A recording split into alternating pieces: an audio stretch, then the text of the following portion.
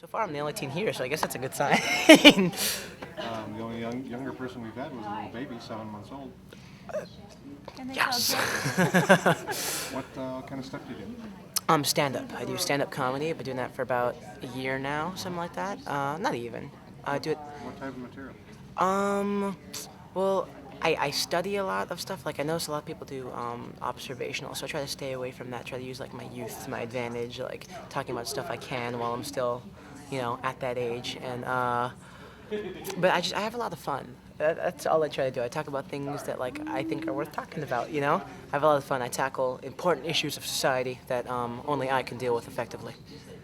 So you think being young offers a unique perspective that Oh, is definitely. different from what? Absolutely. Yeah, because just just the energy it gives me. Because I'm like, I see a lot of other comics at like open mic nights. I'm not allowed in a lot of other places, because just because I'm so young, and a lot of them are bars and stuff like that. So just having like to be able to have like the energy and the perspective that it gives me, I'm exposed to more like I'm a very specific target audience of like MTV and the media, and so it's just the pure bombardment of stimuli gives me material. It's a lot of fun. Comedy. Being a comedian, it's fun. It's fun. I have a lot of fun with it. I There's a lot of problems with it though that I've noticed just being young, because I want to be able to brag to all my friends that I'm a comedian. This is what I do, and I can be a comedian. But then I realized that like, you can't tell anyone that you're a comedian. You can't tell anyone, because what's the first thing that happens as soon as you tell someone you're a comedian? They say, make me laugh. Make me laugh. Come on, make me laugh. Tell me something that you do in your act. Make me laugh. Come on. Just give me a joke. Just give me something. And like I try to explain to them that it's my on-stage persona. I can't just like spew it. They have to come see my show or something like that.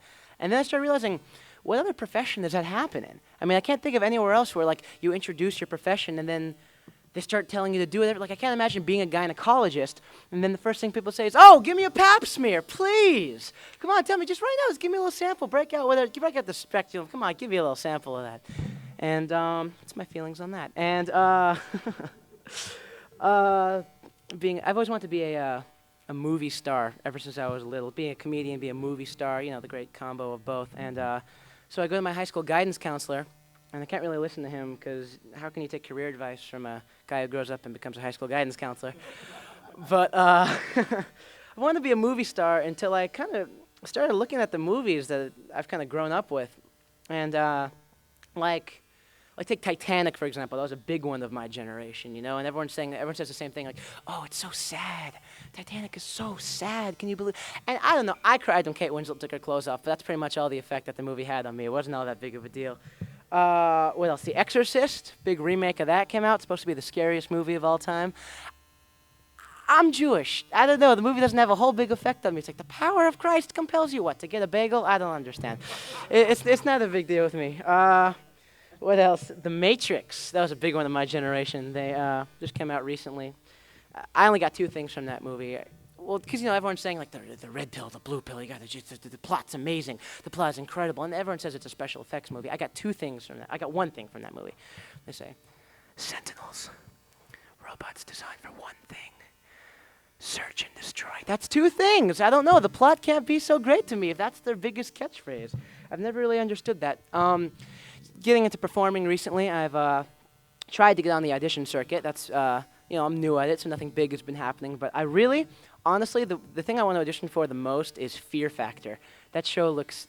I can't imagine what the auditions for that have to be, because I would imagine like here's how I see the audition director, whatever it is that they're called, being at Fear Factor, just being like, "Hi, okay, so you want to audition for Fear Factor? That's very good. You okay, you have some skills you'd like to be able to bring us, yes.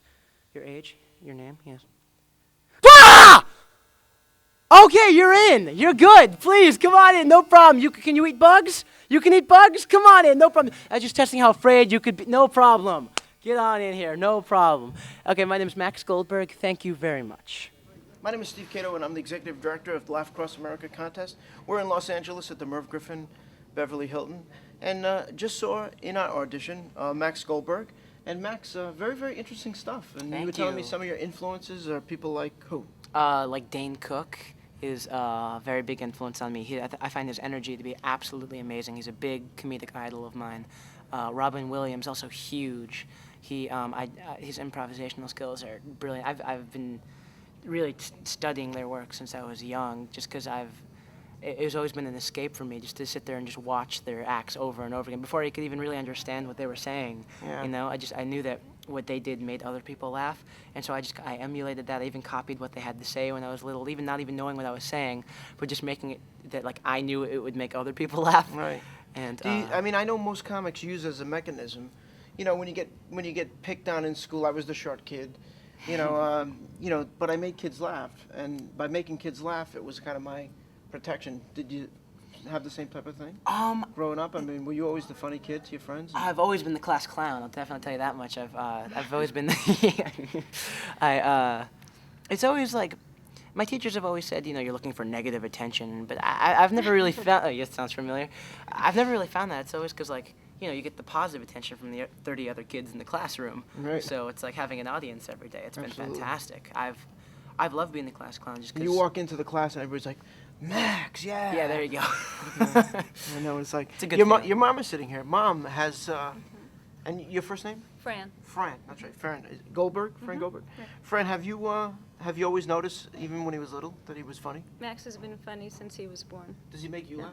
He makes me laugh all, All the the time. time. Yeah, he makes me laugh all the time. When I'm not getting those phone calls that he's the class clown. Yeah. Yeah. Then other than that, yes, he's very funny. Well, it's great because the Laugh Across America contest is looking for people just like Max. I mean, we're going around the country and trying to find people that, fresh faces, people that, you know, can be seen by industry in Las Vegas at the Las Vegas Comedy Festival. Great. And we look forward to maybe working with you in the future because you got great talent and Thank you so much. you're going to go That's very, exciting. very far. And thanks for you so coming much. down to Well, thank the Merv Griffin Hotel and the Laugh Across America contest. And you're going to be hearing a lot from Max Goldberg in the coming months.